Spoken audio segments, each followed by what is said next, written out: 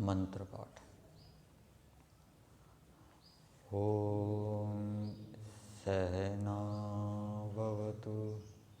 सहनौ भुनक्तु सह वीर्यं करवावहै तेजस्विनावधीतमस्तु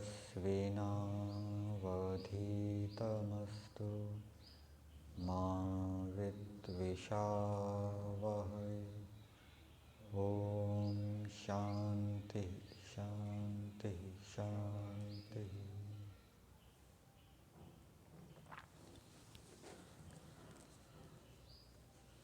मुक्ति के विषय में समाज के अंदर लोग अलग अलग उपायों का अनुष्ठान करते हैं।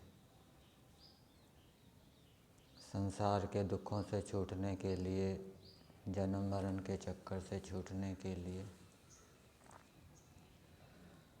एक समुदाय आपको ऐसा मिलेगा जो मुक्ति प्राप्ति के लिए केवल सेवा पर ही बल देता है कि सेवा करने से ही मुक्ति हो जाएगी। सत्संग करने की आवश्यकता नहीं है, विद्या पढ़ने की आवश्यकता नहीं है, बुरे कामों को छोड़ने की आवश्यकता नहीं है, बुराइयों को छोड़ने की आवश्यकता नहीं है, ईश्वर की स्तुति प्रार्थना उपासना करने की आवश्यकता नहीं है। केवल सेवा करो या परोपकार करो, उसी से मुक्ति हो जाएगी। और बहुत से मनुष्य ऐसे मिलेंगे जो ये मानेंगे कि ईश्वर का ध्यान करते हुए बैठे रहो एक स्थान पर, बस भोजन लेकर आ जाओ, कहीं से खा लो और ईश्वर के ध्यान में बैठे रहो, मुक्ति हो जाएगी।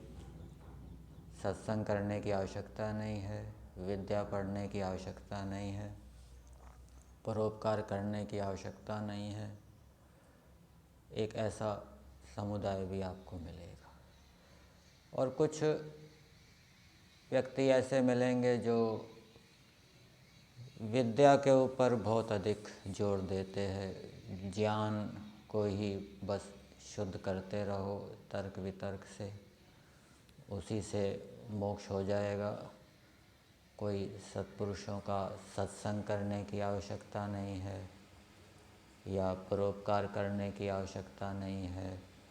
और जो व्यवहार किया जाता है दूसरे जड़ चेतन आदि की ओर से, उनके प्रति उनकी ओर कोई ध्यान देने की विशेष आवश्यकता नहीं है। केवल ज्ञान पर ही अधिक बल दो। जैसे कि यमों के अंतर्गत 5 यम हैं: अहिंसा, सत्य, अस्तेय, ब्रह्मचर्य और अपरिग्रह। तो ऐसे व्यक्ति केवल सत्य पर जोर दे रहे हैं कि सत्य जानना, सत्य मानना। अहिंसा की ओर जोर नहीं दे रहे, ब्रह्मचर्य की ओर जोर नहीं दे रहे, अपरिग्रह की ओर जोर नहीं दे रहे। तो ये भी मुक्ति का मार्ग नहीं है। तो वास्तविक मुक्ति का मार्ग क्या है, उसको समझने की आवश्यकता है। जब व्यक्ति योग दर्शन पढ़ लेता है, सांख्य दर्शन पढ़ लेता है और सांख्य दर्शन के अंदर ये सूत्र पढ़ता है ज्ञानान मुक्ति, ज्ञान से मोक्ष हो जाता है, बस ज्ञान पर ही बल दो, ज्ञान को ही शुद्ध करते रहो, उसी से मोक्ष हो जाएगा और दूसरी बातों को करने की आवश्यकता नहीं है, तो ये अधूरा ज्ञान है। इसी प्रकार से योग दर्शन के अंदर सूत्र आता है विवेक ख्याति रविपुलवा हानोपाय। बस विवेक ख्याति प्राप्त कर लो, उसको प्राप्त करने के लिए लगे रहो, उसको दृढ़ बनाने में प्रयास करते रहो, इसी से मोक्ष हो जाएगा। परंतु ऋषि दयानंद जी ने अनेक शास्त्रों को पढ़ा। एक जगह ऋषि दयानंद जी लिखते हैं कि वो 3000 शास्त्रों को प्रमाण कोटि में मानते हैं। उन सब के आधार पर वो मुक्ति का वास्तविक साधन क्या है वो उन्होंने लिखा है। तो ये आर्योदेश्य रत्नमाला के अंदर मुक्ति के साधन बताए हैं, मुक्ति कैसे होती है। वहाँ लिखा है ईश्वर की कृपा, स्तुति प्रार्थना और उपासना का करना, ये मुक्ति का साधन है। धर्म का आचरण करना, पुण्य का करना, सत्संग का करना। कुछ साधक आपको ऐसे मिलेंगे वो वैराग्य के लिए प्रयास करते हैं, लेकिन वो सत्संग की ओर ध्यान नहीं देते। वो ये समझते हैं कि हम ही श्रेष्ठ है, हमसे और कोई श्रेष्ठ है ही नहीं। अथवा जिनको वैराग्य हो गया है वो भी फिर सत्संग की ओर ध्यान नहीं देते, केवल उसी में लगे रहते हैं। तो ये सत्संग भी आवश्यक है मुक्ति के साधनों में। जहाँ सत्संग, धर्म में दृढ़ होने के लिए भी सत्संग आवश्यक है, अच्छे अच्छे गुणों को धारण करने के लिए भी सत्संग आवश्यक है, वहाँ मुक्ति की प्राप्ति के लिए भी सत्संग आवश्यक है। विश्वास, तीर्थ सेवन। तीर्थ सेवन भी मुक्ति का साधन है। और तीर्थ क्या होता है वो ऋषि दयानंद जी लिखते हैं, जितने विद्याभ्यास करना ये तीर्थ है। विद्या को पढ़ना, उसके ऊपर चिंतन मनन करना, उसकी आवृत्ति करते रहना। सुविचार ये तीर्थ है। ईश्वर की उपासना करना ये तीर्थ है। धर्म का अनुष्ठान करना ये तीर्थ है। सत्य का संग करना ये तीर्थ है। ब्रह्मचर्य का पालन करना ये तीर्थ है। जितेंद्रियता आदि उत्तम कर्म ये सब तीर्थ हैं। तो इन तीर्थों के सेवन से मुक्ति की प्राप्ति होती है। फिर आगे लिखा सत्पुरुषों का संग। सत्पुरुषों का संग भी आवश्यक है। जो वैराग्य के लिए प्रयास कर रहा है अथवा जिसको वैराग्य हो गया है, तो वैराग्य होने के बाद भी सत्पुरुषों का संग आवश्यक है। ये नहीं सोचना चाहिए कि अब तो मेरे को वैराग्य हो गया, अब सत्पुरुषों का संग करने की क्या आवश्यक है। फिर वहाँ पर भी उसके सामने अनेक बाधाएं उपस्थित हो जाएगी। फिर आगे दिया है परोपकार। परोपकार करना ये भी मुक्ति का साधन है। और परोपकार क्या होता है उसके विषय में आगे आर्योदेश रत्नमाला में लिखा है, अपने सामर्थ्य से दूसरे प्राणियों के सुख होने के लिए जो तन मन धन से प्रयत्न करना है वो प्रयत्न कहलाता, परोपकार कहलाता है। अर्थात दूसरे प्राणियों का सुख होने के लिए, चाहे उनका शारीरिक रोग दूर हो, मानसिक क्लेश दूर हो, बुराइयां दूर हो और वो सुख की प्राप्ति हो, उसके लिए तन मन धन से प्रयत्न करना, ये परोपकार भी मुक्ति का साधन बताया गया है। फिर आगे लिखा है सब अच्छे कामों को करना, सब दुष्ट कर्मों से अलग रहना, ये सब मुक्ति के साधन कहलाते हैं। और मुक्ति के साधन में ऊपर लिखा धर्म का आचरण करना। धर्म क्या होता है उसके विषय में भी यहाँ पर लिखा है, जिसका स्वरूप ईश्वर की आज्ञा का यथावत पालन करना। यथावत मतलब ईश्वर जैसा चाहता है वैसा करना। इसके लिए ईश्वर की ओर से जो संकेत होते हैं भय लज्जा शंका के रूप में, उसका ज्ञान होना भी आवश्यक है। और वेद आदि शास्त्रों का ज्ञान होना भी आवश्यक है। बिना वेद आदि शास्त्रों का ज्ञान हुए और भय लज्जा शंका के विषय में अभ्यास किए बिना व्यक्ति ईश्वर की आज्ञा का पालन को ठीक प्रकार से नहीं कर सकता। फिर आगे लिया है पक्षपात रहित न्याय, सर्वहित करना। सर्वहित क्या होता है वो आगे दिया है आर्योदेश रत्नमाला में।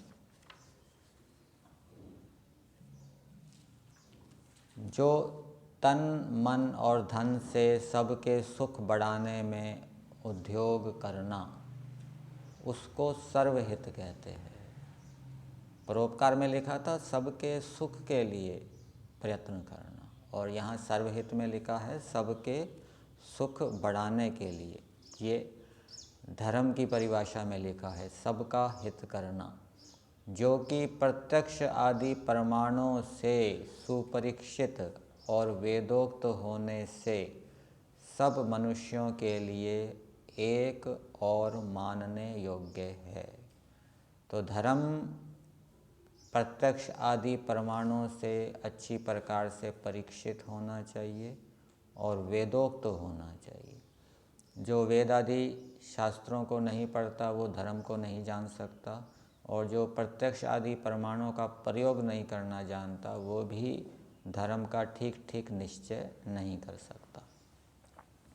फिर आगे अधर्म के विषय में लिखा है, जिसका स्वरूप ईश्वर की आज्ञा को छोड़ना और पक्षपात सहित अन्यायी होके बिना परीक्षा के अपना ही हित करना, ये क्या है? अधर्म है।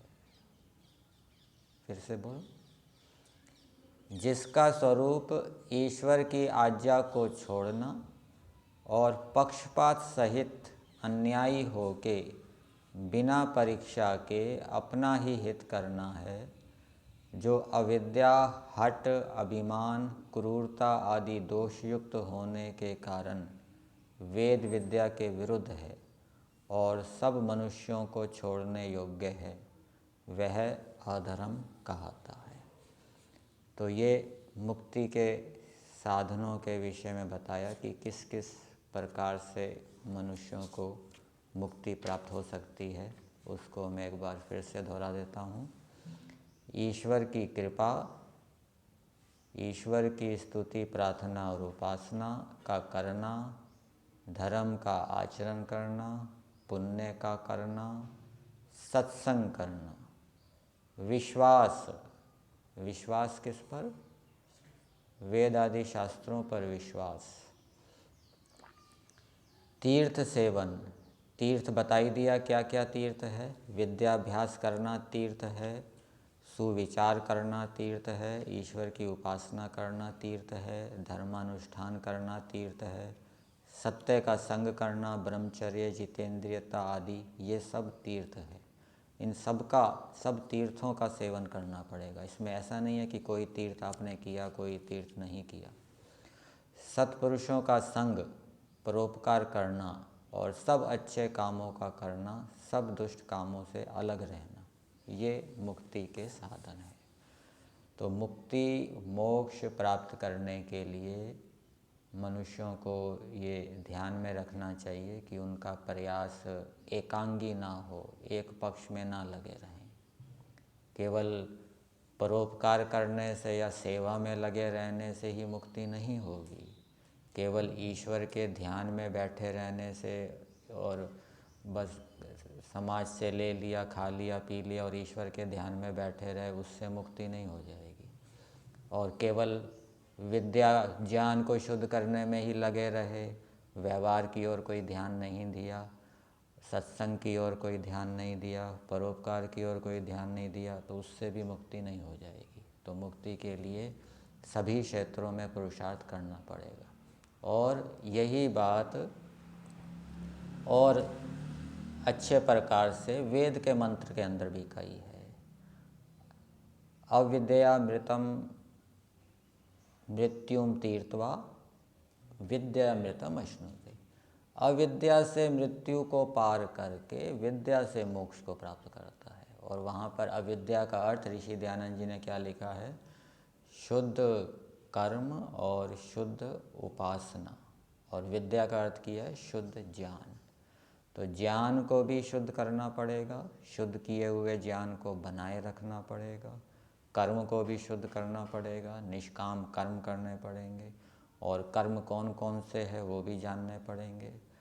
सत्यार्थ प्रकाश में 9वें समोल्लास में जहाँ मुक्ति के साधनों की चर्चा है वहाँ पर ये भी लिखा है, सत्य असत्य, कर्तव्य अकर्तव्य, धर्म अधर्म का विवेक भी करे। जो इस विषय में विवेक नहीं कर रहा, केवल शरीर को ही दूसरे अवयवों से पृथक कर रहा है, आत्मा से पृथक करके देख रहा है, भय लज्जा शंका की ओर ध्यान नहीं दे रहा, वो पूर्ण रूप से पुरुषार्थ नहीं कर रहा। तो मुक्ति के जो संपूर्ण साधन हैं उन सभी साधनों में पुरुषार्थ करने पर ही मोक्ष की प्राप्ति हो सकती है।